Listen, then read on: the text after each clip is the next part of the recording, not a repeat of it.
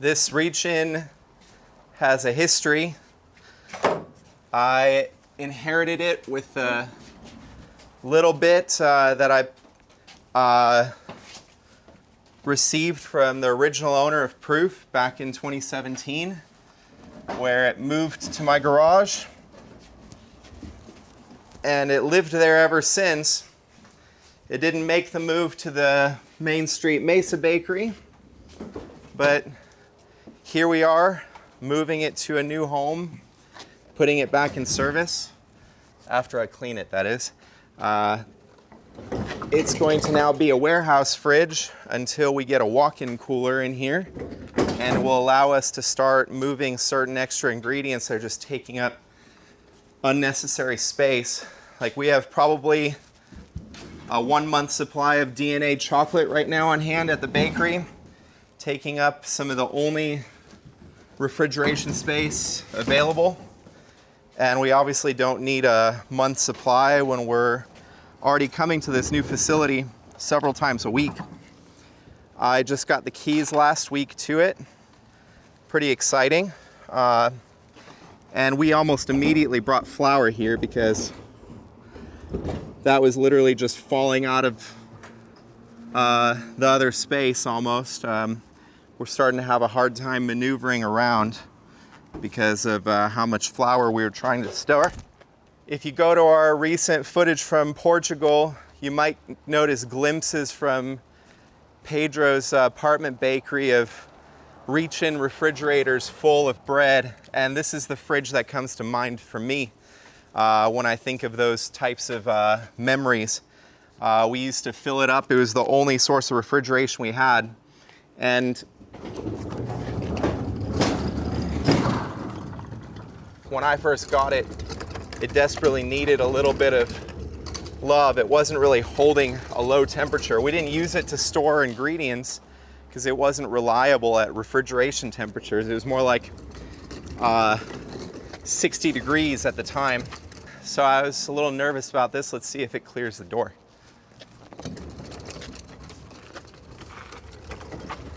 Sure does.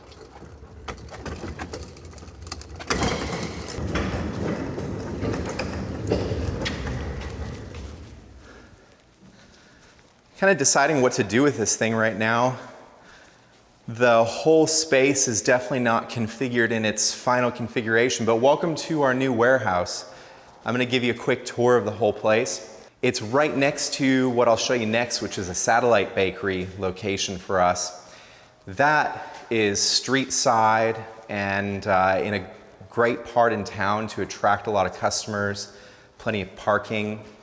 And on its own, it would just be, you know, a nice retail potential. But we happen to be in a shopping center that had this weird set of back buildings. And this building had been sitting idle for a little while. It's not a particularly tall warehouse, and it doesn't have some of the features you would expect in the term warehouse, like a loading dock, that kind of thing. So as a result, we could get this unit for a very affordable rate. For us, it's a gem of a find. You can see that we're already storing 3 pallets of flour here and some other items. We haven't really, I mean, look, I just got the key like 3 days ago, and we just brought the stuff that was kind of crowding our space on Main Street. But what we have visioned for this side of the building is just an entire line of flour 2 levels tall. I'm a little bit worried about some of this stuff that's going to be an interference near the ceiling, and we're going to have to address that. We're sourcing things like forklifts and that kind of thing. This doorway here will actually become just a standard roll-up garage door so that we can accept flour deliveries by the full truckload. Now, it won't just be flour because this isn't just a warehouse. We'll get some flour from our mill that we want to source regionally organic flour from the Intermountain states. But we're also going to be getting grains in the form of whole wheat berries and other grains that we wish. This space here, as it is, it's currently built out into a strange partitioned room. More or less the same amount of space will be given to a walk-in freezer, side by side to a bathroom and a proofer unit, so that we can actually use this space to proof croissants or other breads that we're going to bake off just 20 feet from here in the satellite facility, bakery facility. This space won't get any ovens though. So as we move forward this way, let me introduce you to what will be a walk-in cooler here, and past the walk-in cooler, our prep kitchen and flour mill. So by prep kitchen, I mean we're actually going to bring our old mixing equipment from the garage. It's going to live on the wall of the walk-in here. We're going to have a sheeter here. We're going to have our old dough dividers here from the garage, and two nice workbenches. So you can look at this baking facility and compare it to the original garage, like dough production room, except it's going to be roughly twice as functional as our old garage production room was. The walk-in cooler will be larger than the one that we have on Main Street because it's designed to both take ingredients that we're storing for a month or two, like butter, and also to refrigerate doughs that need to be baked off in the satellite facility. This back room is going to be demolished, and a new American stone mill will actually go on this wall with a sifter, and right at the very corner will be where the forklift and platform ladder go. So we'll be able to basically take a forklift from that side of the facility, grab a stack of grains, lift it up to a platform height, grab it from that platform ladder, and then dump bags of grains into a traditional stone flour mill, which will be the only. So there used to be 2,500 mills around the country about 100 years ago. Almost every community had a stone flour mill. Today, there's only 2 other commercial stone flour mills in our entire state that I know of. And so we'll become the 3rd stone flour mill in the state of Arizona. And really amongst the only ones in the entire region, if you think about it.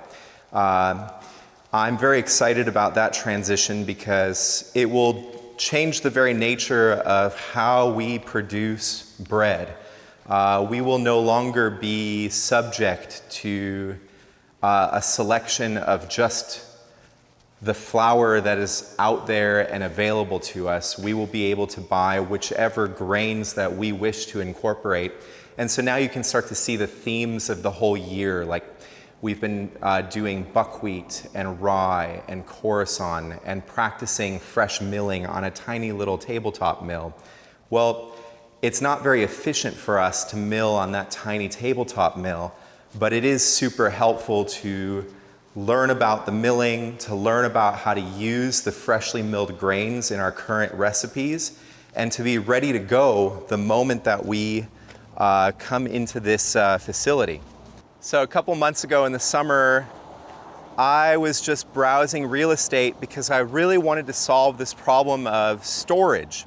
I also had this other problem in mind, and that was, how do we sell bread outside of Saturdays? We have all these great markets that we go to all over town. Actually, there are 2 within just a few minutes of the location that we're standing at. But one of the problems we have is our revenue is almost predominantly Saturday, and it makes it difficult for us to balance our team and our resources, because we want to have full-time bakers, but the amount of full-time bakers we need to produce for Saturday means that we need to level up the other days to justify as big of a team as we currently have. Beyond that, we have nowhere else to store flour over there on Main Street. And when I started looking into developing the basement next door to the bakery, the basement of Main Street Harvest, I ran into some issues because taking 2,500 pounds of flour down without an elevator is very difficult and time-consuming work to go down and up and down and up with really heavy bags of flour. And developing an elevator was just too cost prohibitive. So I'm looking online and I come across this real estate that's right next to the highway. It's just minutes away from many of our customers. I mean, since 2017, we've attended markets in this area and have built the largest amount of customers that we have anywhere else in the valley right here in Phoenix. I mean, we're central to the entire metro area from here because of our access to the highway over there, which I can see with my eye. I can see the exit there. I can get anywhere in town really quickly. So the fact that there is a affordable warehouse space plus a retail space with an ample amount of parking, easy access. I mean, 5 million people, within 5 miles, 1.2 million people within 5 miles of this location. And so that 1.2 million people, I mean, many of our customers are represented in that demographic. And when we announced that we're moving to this site and building a new proof satellite bakery and Main Street Harvest location, we've been hearing from those customers almost daily as they get excited about us opening our doors here. So imagine now you're one of those 1.2 million people that live within 5 miles and you're already a customer of ours or you're going to discover us here. Well, you just walked into the bakery from that entrance. You'll see a huge community table here, a 14-person community table, as well as a series of tables and chairs along this window, which, by the way, I can't wait to unboard. I've been looking at this unit now for a couple months, and this window is an awesome feature. I mean, it's a huge window if you look at it, but it's currently covered with plywood so that the glass is protected. So it's going to change the entire appearance in here to bring all of that natural light. Now, as you walk up a little bit further, that is going to be an entry or an exit out to a patio that we develop next year. There's a huge parking lot over there, and so we're going to take up some of it with a patio, although that takes a little bit of government work, negotiating with the city, working on the site plan and permitting and all that, and we'll get into that at a later point. Right now, the main goal is to get in here and to start selling bread. So right behind this door will be our pastry case. It'll be a long pastry case that's straight, similar to what you see in our bakery on Main Street. Behind that pastry case, right about here, will be the old cooling racks from our garage, that old industrial cooling racks that we have in the garage right now. And right behind those cooling racks will be our ABS deck oven from the garage. Now, our bakers are going to come in from the warehouse through those double doors with bread, which was mixed yesterday on Main Street in downtown Mesa. It was bulk fermented, it was shaped, and then at that point, what normally happens is it gets retarded in the walk-in in Mesa overnight. Well, instead of going to the walk-in in Mesa overnight, it will go on a refrigerated box truck, which will make its way overnight here. That loaf will then be transferred to the walk-in next door, and when we're ready to bake it, we'll just wheel it through those doors, line it up, bake it, and sell it right there. So that's what I mean by satellite bakery. Meanwhile, also through these doors will come in proofed pastries. Same concept. They were all bulk fermented, rolled out, and trayed up on speed racks in Mesa. They were transported in a refrigerated fashion to the warehouse, at which point they were proofed right over there, wheeled over here, and then brought over to the rack oven, which will be on a wall that doesn't currently exist. Now I'm excited about that because that rack oven is something that I financed a few years ago, and I still have to make monthly payments on it right now, and it's just sitting idle. So it's the most expensive Thanksgiving turkey that anybody has, because I've paid something like, a few $100s a month in monthly payments for literally a year for it to sit idle. And the one thing I did was bake my Thanksgiving turkey in it. Now, that leaves this entire giant square here, almost one half of this entire facility. Of course, there has to be some space for bathrooms, but what we're standing in right now is actually going to be Main Street Harvest. It will be its second location. So a week-long farmer's market location on this side, open to the bakery on that side. So as you walk in from that door, you're going to see it all. You're going to walk up to the pastry case, maybe buy your loaf of bread, your pastries, and exit right away back to your car, or you'll just be handed your loaf of bread and pastries as you walk to the other side here and browse freshly milled flour, bulk grains, fresh produce, meats, beverages, all the kind of local foods that you see at Main Street Harvest today. You'll be able to check out through a checkout line that's close to this door right here, and in one fell swoop, get your local farmers market goods plus your proof bread in one site. So that's our vision for this space. And between these two spaces, it's the majority of the project that we're working on, except we're also opening a small little stand of a store not too far away from here in downtown Phoenix. So this entire year for us is about establishing our retail footprint and leveling up the whole week to our potential, which we've already exhibited on the weekends. So over the next month, we are going to really heavily expand our market footprint for this coming season as a preparation to bake at those higher volumes. We're gonna start attending more Sunday markets as well. We'll still keep one day a week closed for our entire team to have a day off. And we're slowly gonna start transforming this space. I mean, this used to be a dry cleaners, and dry cleaners aren't usually like the prettiest buildings or anything like that.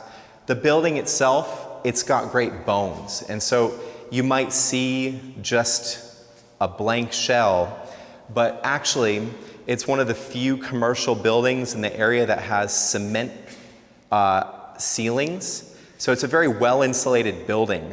These cement ceilings allow for there to be no beams in the entire facility. So it's an 1,800 square foot space that doesn't require any other support beams. Of course, you have the brick walls all around, and so there's a ton of potential. What we're gonna do with this place is strip it to its kind of core identity. We're going to basically grind the floors as a means of polishing and exposing the aggregate concrete below. We're gonna do the same type of a deal with the ceiling. We'll get rid of the popcorn, and all of a sudden this place is gonna start looking really awesome. Couple that with kind of the industrial equipment that we have. I mean, it's coming from my house, but really, let's be honest, that deck oven looks like it's a solid deck oven. I remember when we got it, and there was only one other bakery in town that I knew of that had that model of oven. So even though we have arguably even more impressive oven on Main Street in downtown Mesa, this old oven of ours is near and dear to our heart. We're actually really excited to bake on it again. So, this is a very different type of undertaking. We're still on that fast timeline because really I had seen myself still in the garage at this stage. And when we were first moving, I was a little bit upset about the timeline and being put on this kind of treadmill for a while because, we had come out of 4 hard years of building up the garage, building up its stability. And we knew that moving from the garage would put us in a new instability because, With commercial real estate comes a lot of liability that we simply did not have in the garage. Separate utility bills, separate rents, separate insurances. Of course, staffing demands go up. You can't say, oh, I'm sleeping and taking care of the facility. If there's something that needs to happen, somebody's got to be paid to be there. So we knew that we would kind of be back in 2018, a year into our garage once again by moving into commercial real estate. And that proved true. It started a cycle of reinvestment on Main Street that continues to this day and will continue for the foreseeable future. We're certainly not done investing in our downtown Mesa bakery, although we knew that it might prompt further investment because you have to have all of it. You can't just have the ovens, you can't just have the mixers. You need somewhere to put the flour. You need somewhere to sell the bread. And it has to all work in balance. And that balance is quite fine in food production. I mean, margins are just quite tight. So you either have the right setup or you don't. Yes, you must have a great product. Yes, you must have a great following.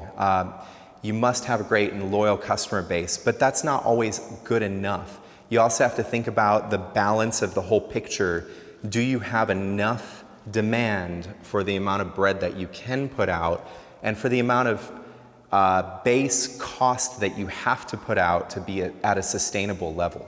Yes, we're definitely expanding in this stage, but we're also streamlining at the same time. The spaces here and in downtown Phoenix let us really focus on that same type of business that we've been developing out at the farmers markets for the last few years. That is, we bake bread.